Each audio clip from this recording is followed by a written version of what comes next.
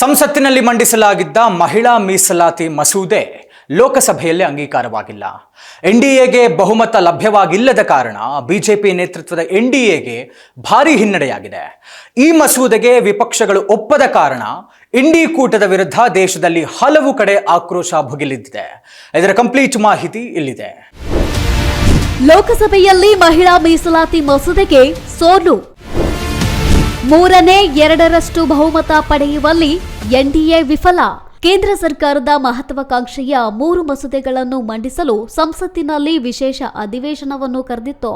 ನಿನ್ನೆ ಸಂಸತ್ತಿನಲ್ಲಿ ಮಂಡಿಸಲಾಗಿದ್ದ 3 ಮಸೂದೆಗಳಾದ ಕ್ಷೇತ್ರ ಮರುವಿಂಗಡಣೆ ಮಸೂದೆ, 2026 ಮತ್ತು ಕೇಂದ್ರಾಡಳಿತ ಪ್ರದೇಶಗಳ ಕಾನೂನು ಮಸೂದೆ, 2026 ಮಹಿಳಾ ಮೀಸಲಾತಿ ಮಸೂದೆಗಳಿಗೆ ಲೋಕಸಭೆಯಲ್ಲಿ ಮತ ಚಲಾಯಿಸಲಾಗಿತ್ತು. ಈ ವಿಚಾರವಾಗಿ ವಿಪಕ್ಷಗಳ ಜೊತೆ ವಾಗ್ದಾಳಿ ನಡೆಯಿತು. ಸುಮಾರು 18 ಗಂಟೆಯ ಸುದೀರ್ಘ ಚರ್ಚೆಯ ಬಳಿಕ ಮಸೂದೆಗೆ ಸೋಲಾಗಿದೆ. ಮಸೂದೆ ಮಂಡನೆಗೆ ಬಹುಮತ ಲಭ್ಯವಾಗಿಲ್ಲದ ಕಾರಣ ಬಿಜೆಪಿ ನೇತೃತ್ವದ ಎನ್ಡಿಎಗೆ ಭಾರೀ ಹಿನ್ನಡೆಯಾಗಿದೆ.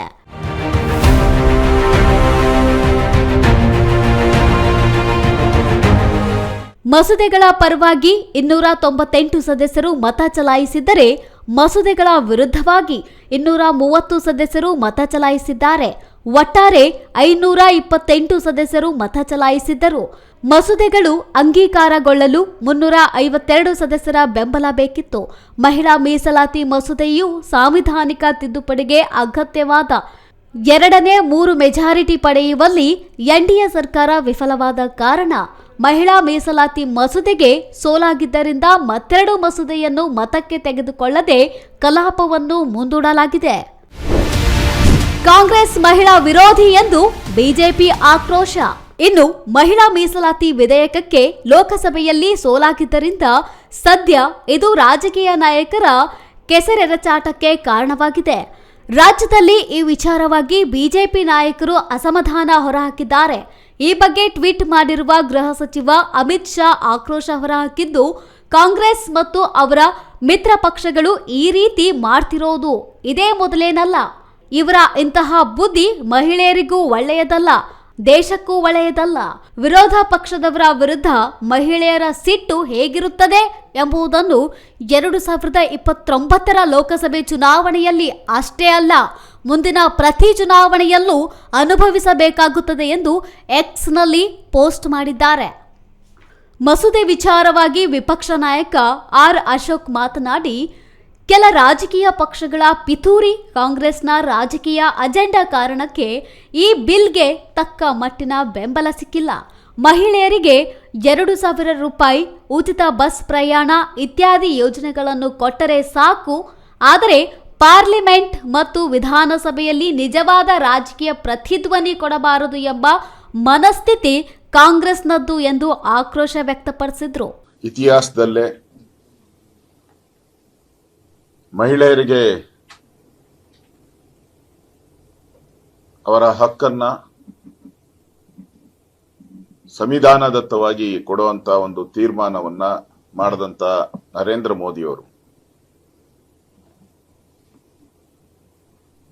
ಈ ಬಿಲ್ಲು ನಿನ್ನೆ ಪಾರ್ಲಿಮೆಂಟ್ ಅಲ್ಲಿ ಸರ್ವಾನುಮತದಿಂದ ತೀರ್ಮಾನ ಆಗ್ಬೇಕಾಯ್ತು. ಎಲ್ಲರೂ ಈ ಬಿಲ್ಗೆ ಒಮ್ಮತದ ಒಂದು ಮುದ್ರೆಯನ್ನ ಹಾಕಬೇಕಾಯಿತು.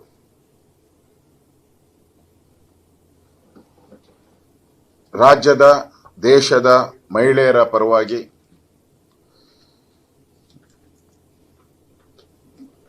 ಇವತ್ತು ಕಾಂಗ್ರೆಸ್ ಸರ್ಕಾರ ಮಾಡಿರ್ತಕ್ಕಂಥ ಅನ್ಯಾಯದ ರಾಜ್ಯದ ಜನತೆಗೆ, ದೇಶದ ಜನತೆಗೆ ತಿಳಿಸುವಂತ ಇದೊಂದು ಪತ್ರಿಕಾ ಸಂದರ್ಶನ ನಂದು. ಇದು ಮಹಿಳಾ ಸಬಲೀಕರಣ ಬಿಲ್ ವಿಫಲ ಆಗಿದ್ದು ಒಂದು ಸಾಮಾನ್ಯ ಘಟನೆ ಅಲ್ಲ, ಸಾಮಾನ್ಯ ವಿಚಾರನೂ ಕೂಡ ಅಲ್ಲ. ಇದು ಕೆಲವು ರಾಜಕೀಯ ಪಕ್ಷಗಳ ಪಿತೂರಿ, ನಿರ್ಲಕ್ಷ್ಯ, ಮಹಿಳಾ ವಿರೋಧಿ ಭಾವನೆಯ ಸ್ಪಷ್ಟ ಸಂಕೇತ. ಇದು ಮಹಿಳೆಯರ ಹಕ್ಕು ಬಗ್ಗೆ ವೇದಿಕೆಯಲ್ಲಿ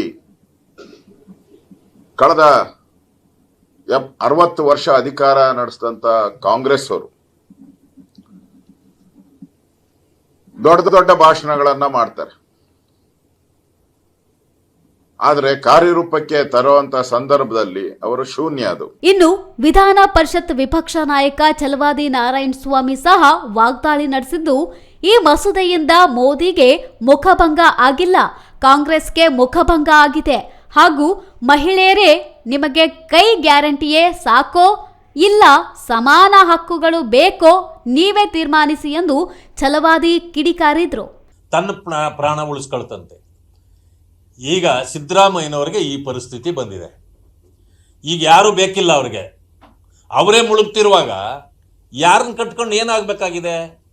ಹೇಗಾದರೂ ನಾನು ಅಧಿಕಾರದಲ್ಲಿ ಮುಂದುವರೆದ್ರೆ ಸಾಕು, ನನಗೆ ಯಾವ ಜಬ್ಬಾರು ಬೇಡ, ಯಾವ ನಜೀರು ಬೇಡ, ಯಾವ ರಾಜಣ್ಣ ಬೇಡ, ಯಾವ ಜಮೀರು ಬೇಡ, ಎಲ್ಲರನ್ನೂ ದೂರ ಆಗ್ತಾ ಇದ್ದಾರೆ. ಯಾಕಂದ್ರೆ ಅವರ ರಕ್ಷಣೆ ಅವರೇ ಮಾಡ್ಕೊಳ್ಬೇಕು. ಒಂದು ಸಮಯ ಅವ್ರದ್ದಾಗಲಿಲ್ಲ ಅಂದರೆ ಈಗ ಕಾಂಗ್ರೆಸ್ನಲ್ಲಿ ಒಂದು ಇದು ಬಂದಿದೆ, ಮಕ್ಕಳ ರಕ್ಷಣೆ ಮಾಡ್ಕೊಂಡ್ರಾದರೂ ಸಾಕಾಗಿದೆ ಈಗ ಅವ್ರಿಗೆ. ಇಂಥ ಪರಿಸ್ಥಿತಿ ಇರೋದ್ರಿಂದ ಕಾಂಗ್ರೆಸ್ನ ಒಳಗಡೆ ಒಳಬೇಗೋದಿ ಹೆಚ್ಚಾಗಿ ಈಗ ಇಂಥ ಒಂದು ಪರಿಸ್ಥಿತಿಯನ್ನು ಅವರು ಎದುರಿಸಬೇಕಾಗಿದೆ. ಯಾಕೆ ಅಂತಂದರೆ ಕಾತರ ಇದೆ ಅವ್ರಿಗೆ. ಇನ್ನು ಮುಂದೆ ಯಾವತ್ತು ಕಾಂಗ್ರೆಸ್ ಸರ್ಕಾರ ಬರ್ತದೆ ಅಂತಕ್ಕಂಥ ಇದಿಲ್ಲ ಅವ್ರಿಗೆ. ಅವರಲ್ಲೇ ಒಂದು ಸಂಶಯ ಇದೆ. ಆ ಕಾರಣದಿಂದಲೇ ನೀವು ನೋಡಿರ್ಬೇಕೀಗ GBA ಚುನಾವಣೆಗಳನ್ನು ಒಂದೆಡೆ ಎನ್ಡಿಎ ಸರ್ಕಾರಕ್ಕೆ ಮುಜುಗರ ಉಂಟಾಗಿದ್ದು, ಮತ್ತೊಂದೆಡೆ ಕಾಂಗ್ರೆಸ್ ನಾಯಕರು ಸಂಭ್ರಮಿಸಿದ್ದಾರೆ. ರಾಜ್ಯ ಕಾಂಗ್ರೆಸ್ ಕೂಡ ಟ್ವೀಟ್ ಮಾಡಿದ್ದು, ಮೋದಿ ಮತ್ತು ಅಮಿತ್ ಶಾ ದೇಶದ ಅರ್ಧದಷ್ಟು ಜನಸಂಖ್ಯೆಯನ್ನು ಬಳಸಿಕೊಂಡು ಕ್ಷೇತ್ರ ಮರುವಿಂಗಡಣೆ ಮಾಡಲು ಮುಂದಾಗಿದ್ದರು. ಆ ಮೂಲಕ ಈ ದೇಶದ ಪ್ರಜಾಪ್ರಭುತ್ವ, ಸಂವಿಧಾನ ಮತ್ತು ಒಕ್ಕೂಟ ವ್ಯವಸ್ಥೆಗೆ ಹಾನಿ ಮಾಡುವ ದುರುದ್ದೇಶದ ಪ್ರಯತ್ನ ನಡೆಸಿದ್ದರು. ಆದರೆ ಇಂಡಿಯಾ ಮೈತ್ರಿಕೂಟದ ವಿರೋಧ ಪಕ್ಷಗಳು ಅವರ ಈ ಕುತಂತ್ರದ ನಡೆಯನ್ನು ತಡೆ ಹಿಡಿದಿವೆ ಮತ್ತು ಸಂವಿಧಾನ ತಿದ್ದುಪಡಿ ಮಸೂದೆಯನ್ನು ಸೋಲಿಸಿವೆ ಎಂದು ಎಕ್ಸ್ ಖಾತೆಯಲ್ಲಿ ಬರೆದಿದ್ದಾರೆ. ಎಲ್ಲವನ್ನೂ ನೋಡೋದಾದ್ರೆ ಮಹಿಳಾ ಮಸೂದೆ ದೇಶದಲ್ಲಿ ಒಂದು ದೊಡ್ಡ ಕೋಲಾಹಲವೇ ಸೃಷ್ಟಿಯಾಗಿದೆ. ಕೇಂದ್ರವನ್ನ ಸೋಲಿಸಿದ್ದೇವೆ ಎಂದು ಖುಷಿಯಲ್ಲಿ ಕಾಂಗ್ರೆಸ್ ಇದ್ದರೆ, ಇತ್ತ ಕೆಲ ಮಹಿಳಾ ಸಂಘಟನೆಗಳು ಮಸೂದೆ ಹಿನ್ನಡೆಗೆ ಕಾಂಗ್ರೆಸ್ ಮತ್ತು ಅವರ ಮಿತ್ರ ಪಕ್ಷಗಳೇ ಕಾರಣ ಎಂದು ತಿಳಿದು ಮುಂದಿನ ಚುನಾವಣೆಗೆ ಇದಕ್ಕೆ ತಕ್ಕ ಪಾಠ ಕಲಿಸ್ತೇವೆ ಎಂದು ಕೈ ನಾಯಕರ ವಿರುದ್ಧ ಸಮರವನ್ನು ಸಾರಿದ್ದಾರೆ.